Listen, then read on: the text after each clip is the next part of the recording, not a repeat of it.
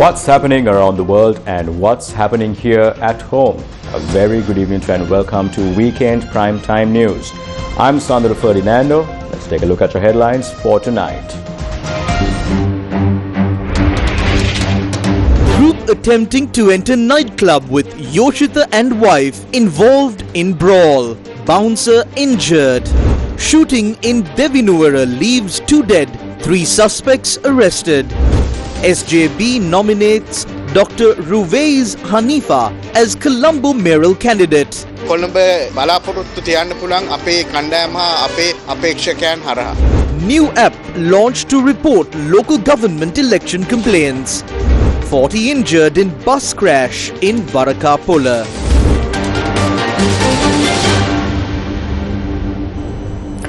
Starting off with your top story for tonight. A club bouncer was injured after an altercation involving a group that arrived with Yoshita Rajapaksa at a nightclub in Park Street, Union Place. Police said that Yoshita Rajapaksa, his wife and others in the group arrived at the nightclub in Park Street, Union Place early this morning. As part of the nightclub's standard entry procedure, security staff asked the group to wear identification wristbands. A tense situation arose when the group refused to comply, leading to a confrontation that escalated into physical violence. Bouncers at the nightclub later reported the incident to the police. The injured bouncer is currently receiving treatment at a private hospital in Colombo. The Kumpanya police have launched an investigation into the matter.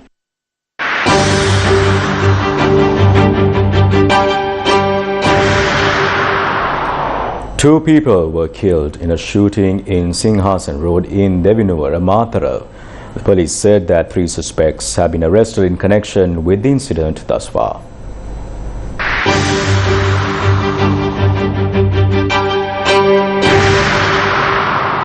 Two people were shot and killed late last night along Singhasana Road in Devinuvara, Mathura. The shooting occurred at around 11:45 p.m. in front of the right frontispice of the Devinuvara Sri Vishnu Devalaya. The victims, aged 28 and 29, were riding a motorcycle when they were attacked by a group of gunmen who arrived in a van. They were returning from a birthday party in Kapugampura when the shooting took place. The deceased have been identified as Yomesh Nadishan and Pasindu Taruka, both residents of Singhasana Road, Devinuvara.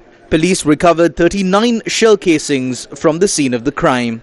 A van believed to have been used by the attackers was later found burned along the Valamadama Harbour Road. Police suspect the attack may be linked to a dispute among drug traffickers. Police have launched investigations and deployed 6 teams to track down the suspects.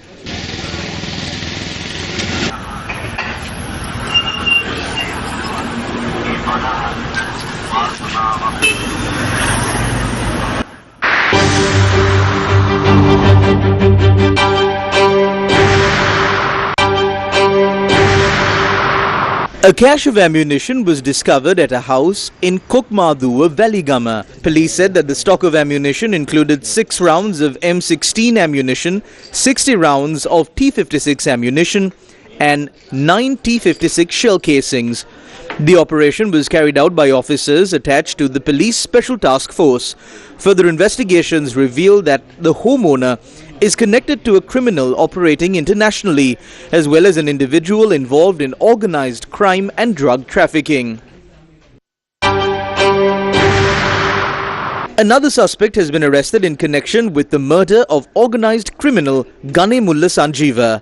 Police said that the suspect, a 23-year-old resident of Madampitia, was arrested for aiding and abetting in the murder of Gane Mulla Sanjeeva. The police added that the suspect had directed the gunman to the courthouse where Gane Mulla Sanjeeva was. With this new arrest, the total number of suspects arrested in the case has reached 14.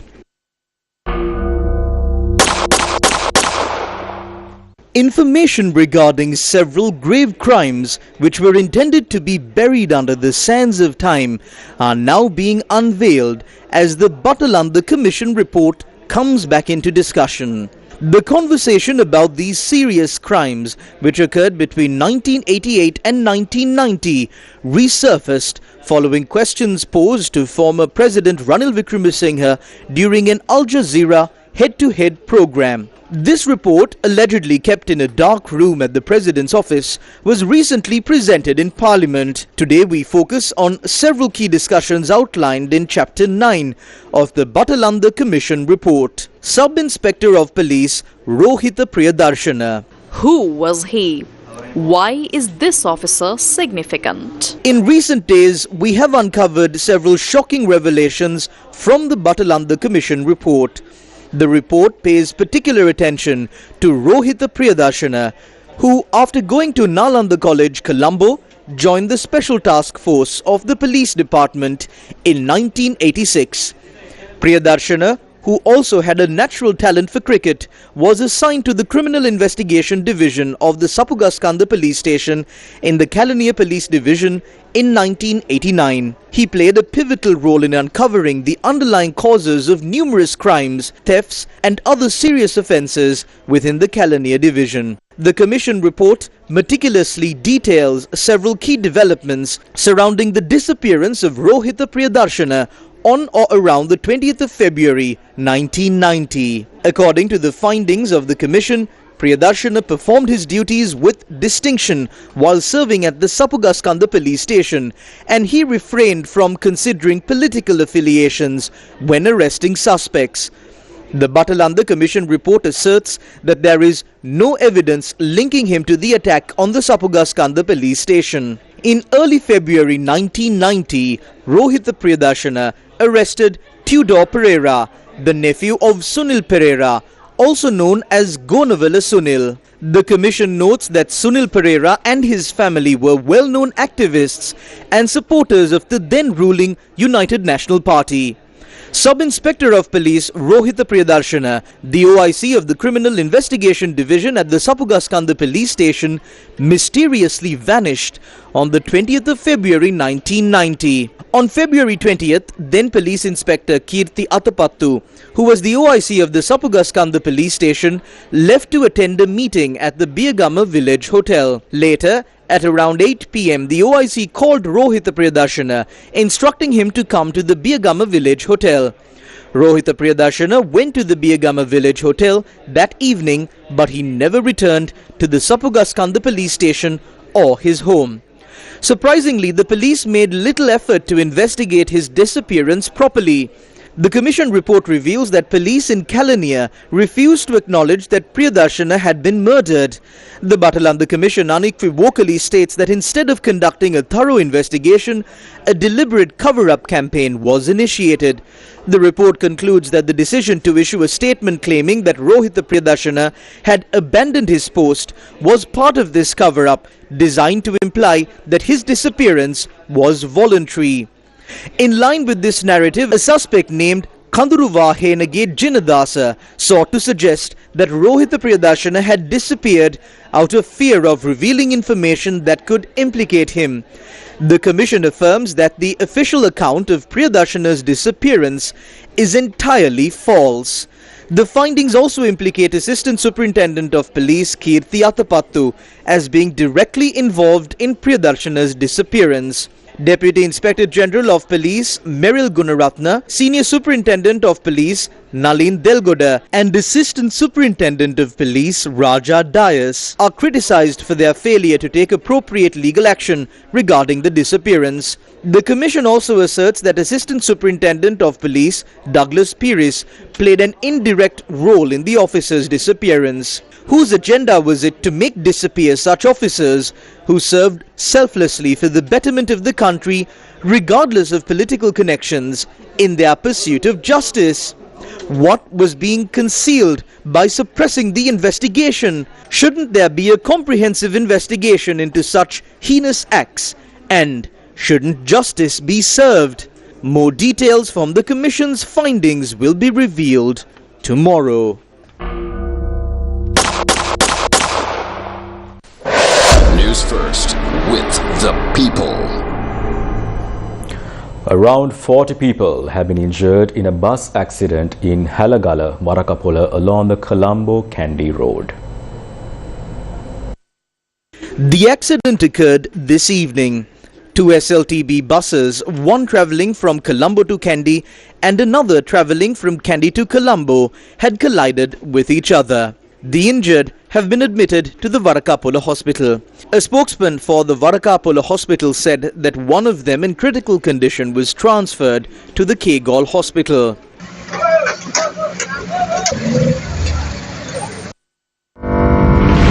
The local government election Sri Lanka 2025. The Samagi Jana Balavegya has officially nominated Dr. Ruwais Hanifa as its mayoral candidate for the Colombo Municipal Council.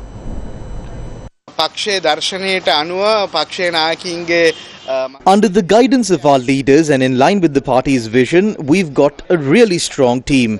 Colombo can definitely count on the SJB with our candidates. The National People's Power is a strong party with a national presence. But this election is all about the city of Colombo, not national politics. The issues here are different. I truly believe that we have the most capable team right now to focus on what matters locally and get things done.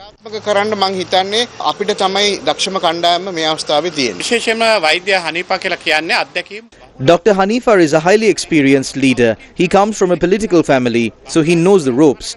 Colombo needs a good leader, someone who's clean, organized and has a real plan. Dr. Hanifa has all that, and he's the right person to lead the city and tackle the issues we're facing.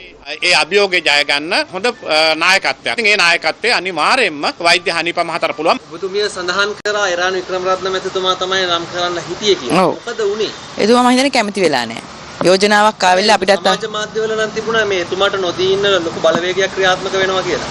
Iran මැතිතුමා From what we know, Iran just decided not to take it.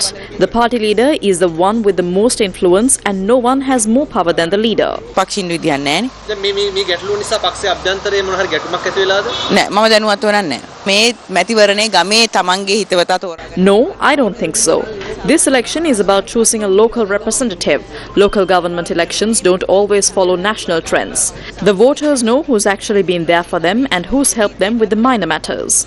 Now, some people who've never been bothered to even smile at anyone are suddenly out there stopping cars and trying to act friendly. I don't think they'll be able to keep up the act if they get into power. They're just pretending and lying to win votes. The Election Commission today launched a new software to enable the general public to swiftly report complaints related to local government elections. The app was launched in a bid to enhance transparency and accountability in the election process. The software, named the EDR mobile app, enables users to report election-related issues directly to the Election Dispute Management Center using any mobile device. Until now, the public could lodge complaints only via a phone call or by submitting a physical copy of a letter. The person who made the complaint was unable to follow up as to what happened to those complaints. That's precisely why we developed this app. With this app, we can resolve all of those complaints in a way that connects us with the police. This makes the process easier.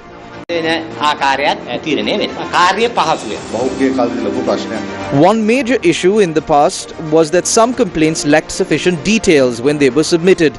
This app allows users to submit complaints instantly, along with all relevant details at the very moment the issue arises. Our goal isn't to collect complaints, it's to conduct an election that is free, fair and transparent as possible, leaving no room for complaints to arise in the first place.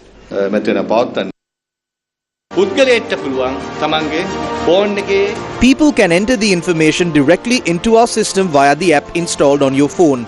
Once the information is entered, it is immediately transmitted to relevant police departments and stations for verification and follow-up. The app also allows users to capture videos and photos, enabling real-time documentation of incidents. This ensures accurate location-specific data is gathered at the location. Additionally, every individual submitting a complaint is initially registered within the system, allowing them to track the progress and status of their complaint in real time. පුළුවන් වෙනවා මේ system එකේ Taman දුන්න පැමිණිල්ල කොතනද තියෙන්නේ කියලා අධීක්ෂණය කරන්න. ශ්‍රී ලංකාවේ පොලිස් කොට්ටාශ 45ක් තියෙනවා. There are 45 police divisions in Sri Lanka and each complaint is directed to the respective division. Once the Election Commission forwards the complaint to the relevant district operations centre, it is then passed on to the appropriate police station for further action. This complaint, once received by the police station, will be important for future investigative activities, ensuring a process marked by fairness, transparency and credibility. The complainant will also benefit from clear visibility into the status of their complaint. I believe this presents a valuable opportunity to uphold and reinforce the citizens' electoral rights at the highest level. Meanwhile, a discussion was held today between the secretaries of the political parties contesting the local government elections and officials of the Election Commission. The discussion held at the Election Commission focused on regulating expenses during the elections. The chairman of the Election Commission said that following the discussion, the expenditure limit for each candidate in the election will be officially announced in the Gazette. We discussed the need to determine appropriate spending limits for candidates contesting the upcoming local government election. At the previous election, the cap was set at 20 rupees. However, this time we agreed to develop a more comprehensive formula that takes into account key factors such as the size of the electoral division, the number of registered voters, population density and other relevant considerations. This proposed framework has been submitted to the Election Commission for review and final decision making. While the amount could remain at 20 rupees, it may also be adjusted based on the updated criteria. As before, we are working according to the income and expenditure report as per the Act. Having already secured victory in 2 previous elections, we are confident that there will be no challenge this time. We believe all local government institutions will play a role in ensuring a resounding win for the national people's power. The public is becoming aware of how the government is functioning. Therefore, we believe we will be granted the time needed to implement the policies we have outlined.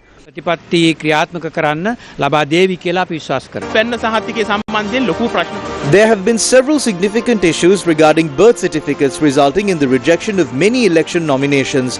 We believe that all parties have had the opportunity to present their cases to the Election Commission and we are confident that a fair and accurate decision will be made.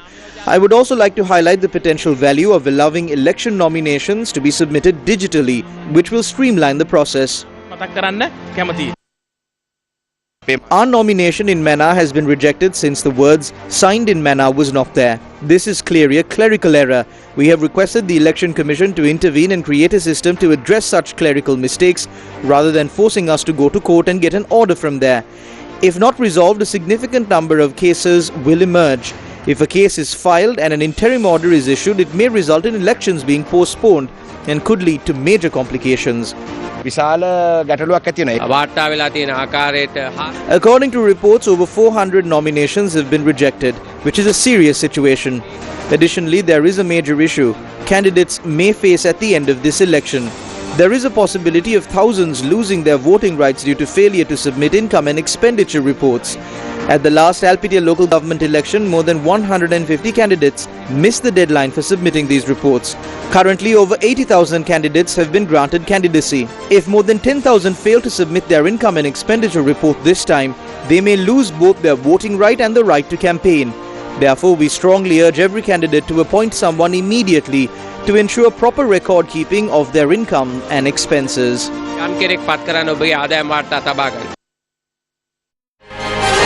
Newsfirst, main sponsor. Tokyo Super, ඕන වැඩකට super.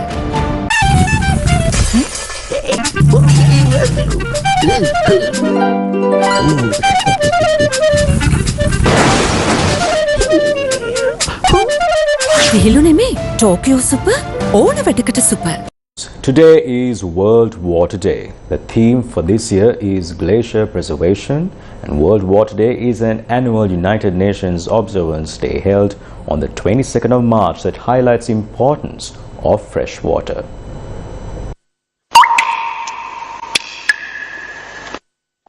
Today is World Water Day. On a day where the world focuses its attention on water, Sri Lanka holds a preeminent position as a nation that is home to one of the most technologically advanced hydraulic civilizations. On a day like today, we must understand the importance of the water resources in our country. Our country is blessed with 103 rivers flowing from the central mountains, thousands of canals, tanks, lakes and ponds.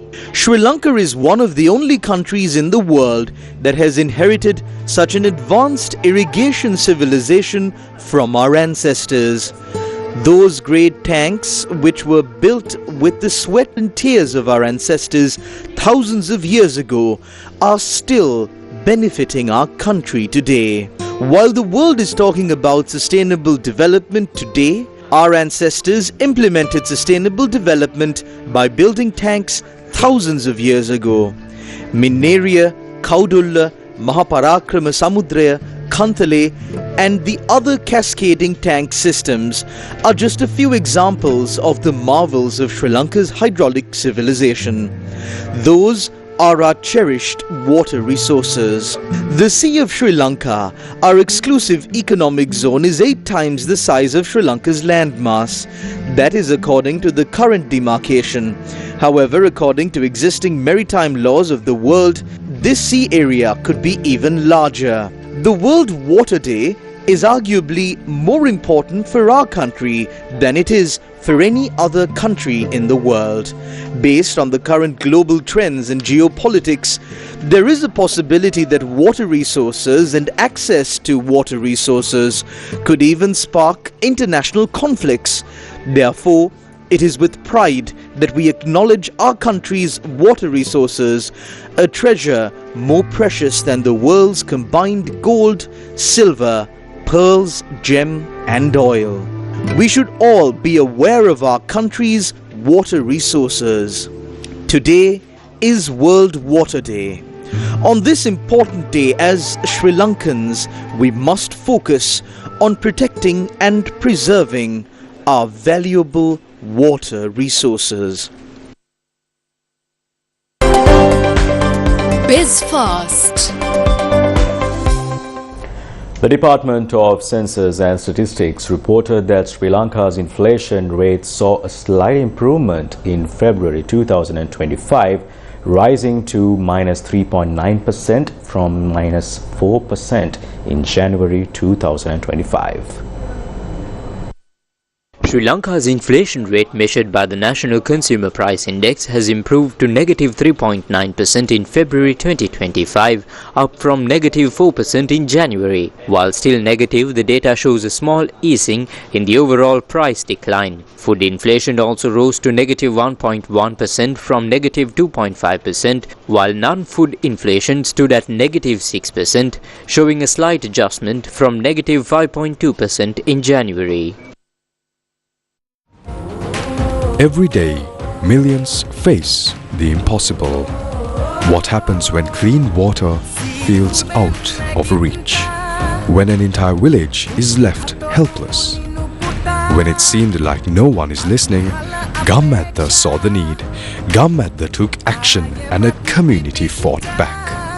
A water purification system for a village that once had none. Gammatha, for the people, by the people.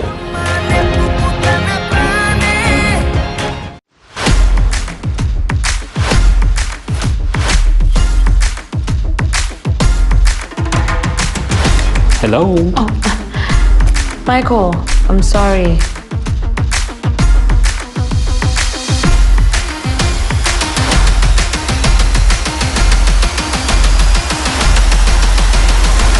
Prefect. Tomorrow at 6:30 p.m. on TV1. In the heart of Anamadua, lives are changing. For years, patients traveled miles for life-saving treatments, but not anymore. Gammatha renovated a building to establish a dialysis unit at the Anamadua Base Hospital and constructed another building to house a medical-grade water purification system. Gammatha, For the people, by the people. Welcome back. Continuing in more local news, a book launch to celebrate Women's Day organized by the Law Students Association of Sri Lanka was held today.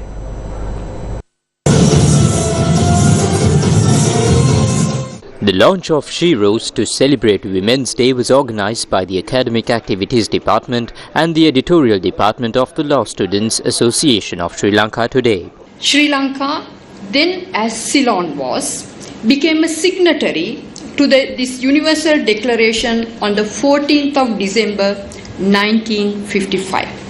When 77 years ago, the importance of equity or the equality was highlighted as far back in 1948, when our motherland had accepted the importance of such concepts embodied in the said declaration in 1955, why are we, after 70 years, still discuss that and advocate equality can be achieved through inclusivity? A question to you. In my view, the answer is very simple. An article by the UNDP states that women make up less than 23% of parliamentarians, with an average of 18% in the Arab region, while men make up more than 77%, leaving a more than 50% gender gap.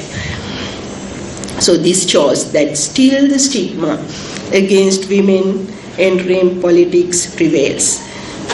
For instance, in Sri Lanka, there was only a 5% of women representation in the national parliament after the 2020 parliamentary elections.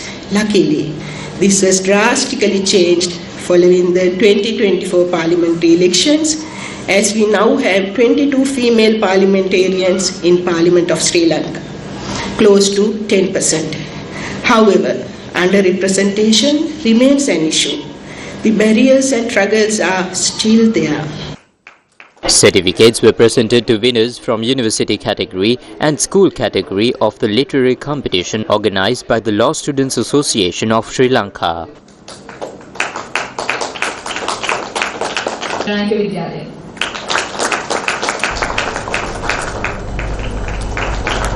And up next is the corporate brief.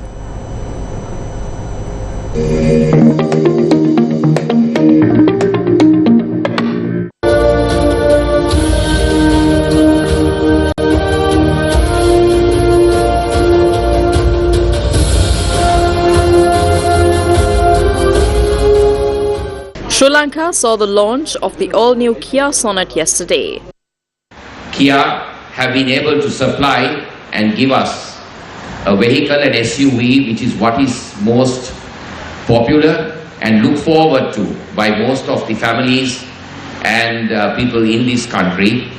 The ability for most of the families and for individuals who are looking to buy a vehicle within a limited budget have not got to compromise on any of the creature comforts or what we would term the luxuries at an affordable price, considering today's structures of tax and the currency rates and what we have been looking at.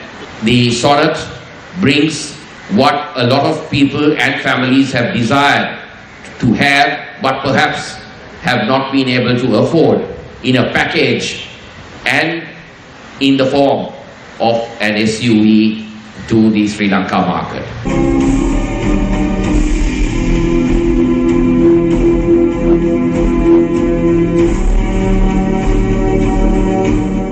The vehicle offers a suite of over 30 advanced technological features.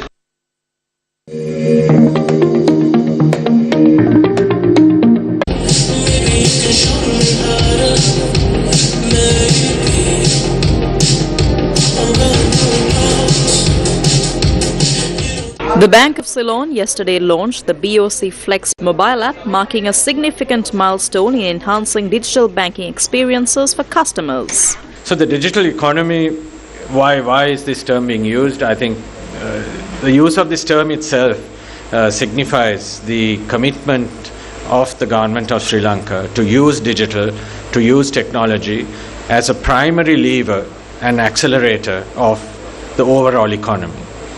The digital economy is only a part of the overall economy, and today in Sri Lanka it's around 3% of the total economy. Now, what is the digital economy? How is it defined? The most narrow definition of a digital economy is ICT, basically. I think many of us are very accustomed to ICTs, or information and communication technologies. It could be telco services, IT services, solutions, hardware, software, etc. That whole industry. And that is the narrowest definition of a digital economy. The most interesting expansion of the digital economy is when you start moving into the digitization of multiple sectors of the economy, like agriculture, tourism, manufacturing, transport, education, and so on.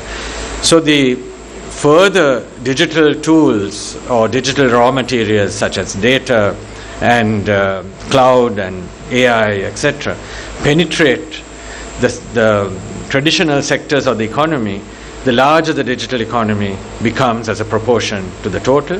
And in advanced countries or advanced digital economies, you see the ratio anywhere between 20 to even 40% of the total economy being digitally driven, where the raw material is data, analytics, and so on. So there's a long journey for Sri Lanka to go on, but the ambition of the government is to take a fast track along this journey, to move from this 3 to 4% we are at today to the 15 to 20% within the next 5 years or so. Now, why is it important? Data or statistics globally show that the deeper the penetration of the digital economy, as you go from, say, 3%, 5%, 10%, and so on, the deeper the digital economy penetrates, the larger the uplift of digital, of overall economic growth.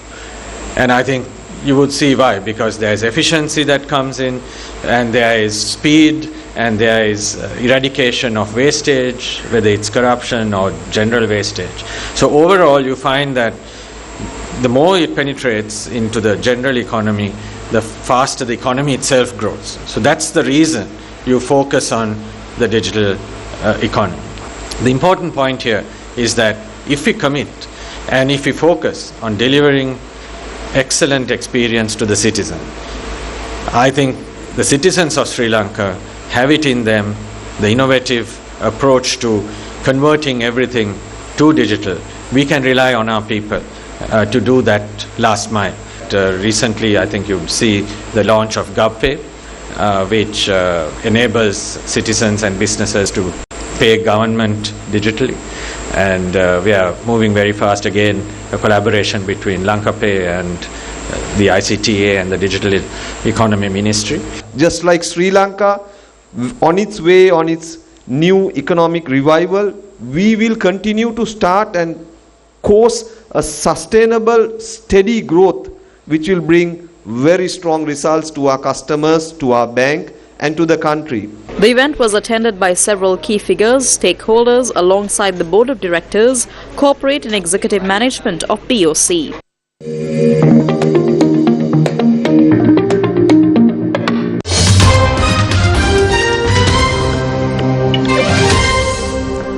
Flights have resumed at Heathrow Airport and a full service is expected on Saturday following an unprecedented loss of power caused by a nearby substation fire.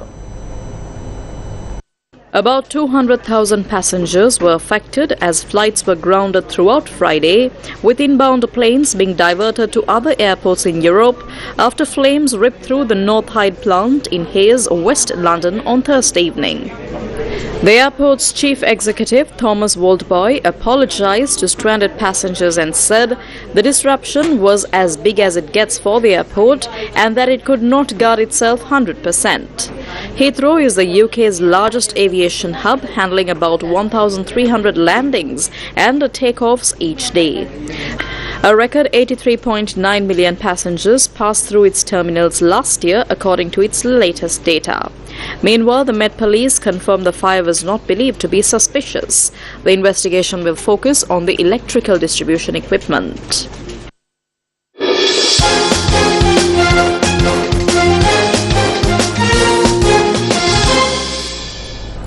Sri Lanka's Kavisha Bandara participated in the men's 60-meter hurdle semi-final at the 2025 World Athletics Indoor Championships held today in Nanjing, China.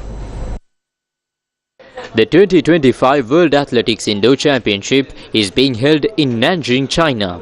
Sri Lanka's Kavisha Bandara competed in the third of three semi-final races but unfortunately fell while attempting to clear the first hurdle. Despite the setback, he finished the race in 24.33 seconds, securing the 7th place. Unfortunately, this time did not qualify him for the finals. The race was won by America's Grant Holloway, who finished with a time of 7.88 seconds. The Sajjayana live on-stage concert was held yesterday at the Stein Studios in Ratmalana.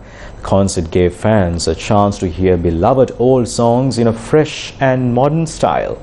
We leave you tonight with highlights of this concert on Happy Headlines. Good night.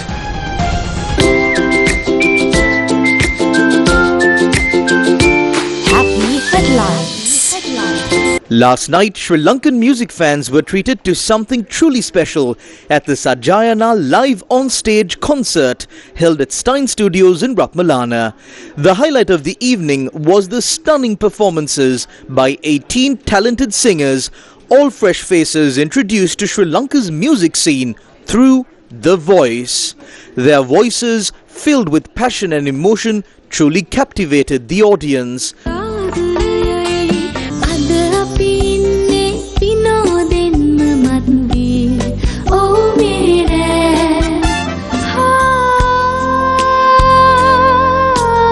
The Sajjayana live on-stage concert featured some of the most beloved songs from the 60s, 70s, 80s and 90s, all performed in a brand new, vibrant style. This event was organized by Sirasa FM in partnership with Stein Studios, Ratmalana.